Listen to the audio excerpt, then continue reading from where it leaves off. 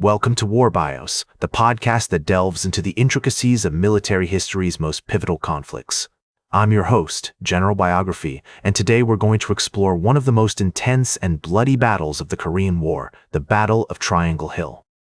This grueling campaign, fought between October 1952 and November 1952, would test the mettle of both United Nations and Chinese forces, resulting in a maelstrom of violence that would leave an indelible mark on the landscape of war.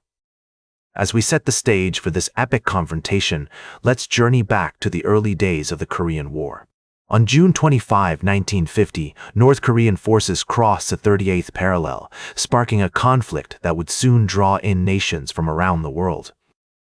The United Nations, led by the United States, responded quickly to the invasion, and by July 1950, American troops were arriving in Korea to support the South Korean army. The war raged on for 2 years, with both sides suffering heavy casualties, until the summer of 1952, when the focus shifted to a small, rocky outcropping known as Triangle Hill. Located in the Iron Triangle, a region of strategic importance in central Korea, Triangle Hill was a crucial strongpoint in the Chinese defenses. The hill itself rose over 300 meters above the surrounding landscape, its rugged terrain and limited access making it an ideal defensive position.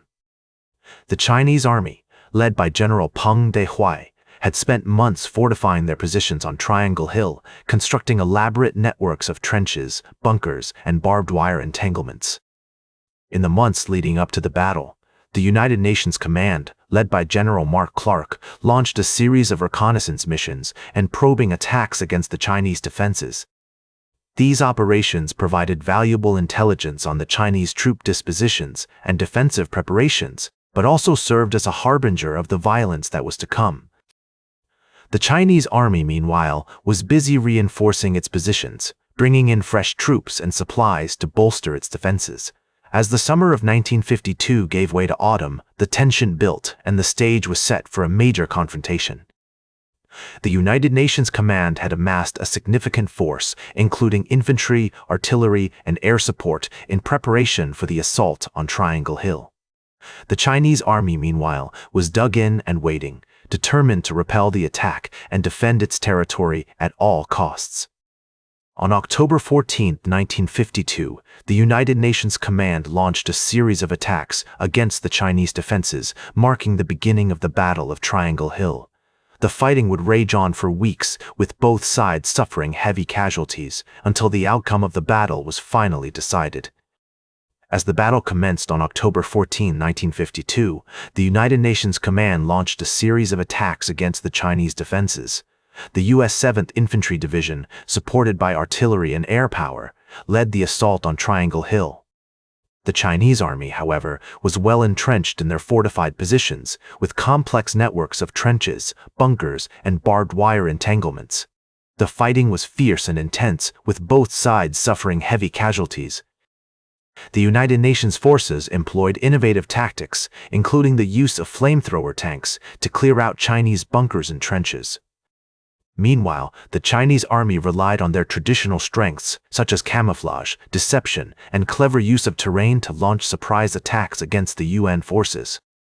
One notable example of the brutal fighting during this period was the battle for the strategic outpost known as Pork Chop Hill. This small hill, located near Triangle Hill, became a focal point of intense fighting between U.S. and Chinese forces. The U.S. 7th Infantry Division launched repeated assaults on the hill, only to be repelled by the Chinese defenders.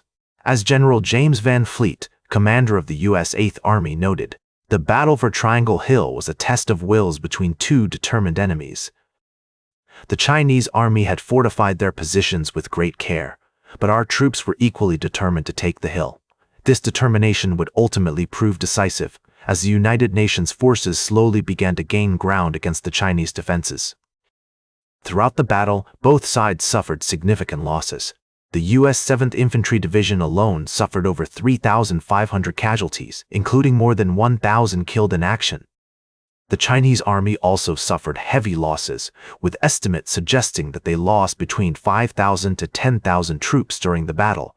As the battle raged on, the landscape of Triangle Hill became increasingly scarred and devastated. The once rugged terrain was now pockmarked with craters, trenches, and destroyed bunkers. The air was thick with the smell of smoke, sweat, and blood. Despite these challenging conditions, both sides continued to fight on, each determined to emerge victorious. The bravery and determination of the troops involved, combined with the innovative tactics employed by both sides, made for a truly epic conflict. As General Matthew Ridgway, commander of the U.S. 8th Army, observed, "The battle for Triangle Hill was a testament to the enduring spirit of our troops, who fought against overwhelming odds to achieve their objectives." As the dust settled on Triangle Hill, it became clear that the battle had been a Pyrrhic victory for the United Nations forces.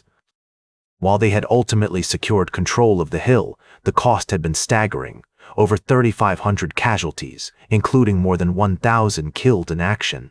The Chinese army had also suffered heavily, with estimates suggesting that they lost between 5,000 to 10,000 troops during the battle. The significance of the Battle of Triangle Hill cannot be overstated. It marked a turning point in the Korean War, as both sides began to reassess their strategies and tactics. For the United Nations forces, the battle highlighted the need for more effective coordination between air power, artillery, and infantry units. The use of flamethrower tanks, which had proven so effective in clearing out Chinese bunkers and trenches, would become a staple of future operations. For the Chinese army, the battle was a sobering reminder of the limitations of their traditional strengths: camouflage, deception, and clever use of terrain. While these tactics had allowed them to inflict significant casualties on the United Nations forces, they ultimately proved insufficient against the sheer weight of firepower and determination brought to bear by the UN troops. In the years that followed, the Battle of Triangle Hill would influence the course of the war in profound ways. The Chinese army, stung by their defeat, would begin to shift their focus towards more mobile and flexible forms of warfare, using their superior numbers and knowledge of the terrain to launch surprise attacks against UN forces. The United Nations forces, meanwhile, would continue to refine their tactics and strategies, placing greater emphasis on coordination between different branches of the military and the use of innovative technologies like flamethrower tanks. The battle had also highlighted the importance of securing key terrain features, such as hills and ridges, which could provide crucial vantage points for artillery and observation. Today, the Battle of Triangle Hill is remembered as one of the most significant and enduring battles of the Korean War. It serves as a testament to the bravery and determination of the troops involved, who fought against overwhelming odds to achieve their objectives. The battle also underscores the importance of adaptability and innovation in warfare, as both sides were forced to evolve and refine their tactics in response to the changing circumstances on the battlefield. Its legacy can be seen in the tactics and strategies employed by modern militaries around the world, and its impact continues to be felt in the ongoing struggle for peace and stability on the Korean Peninsula. That's all for today's War Bios. Remember to like, share, and subscribe, and until next time, I'm General Biography reminding you to keep marching toward victory.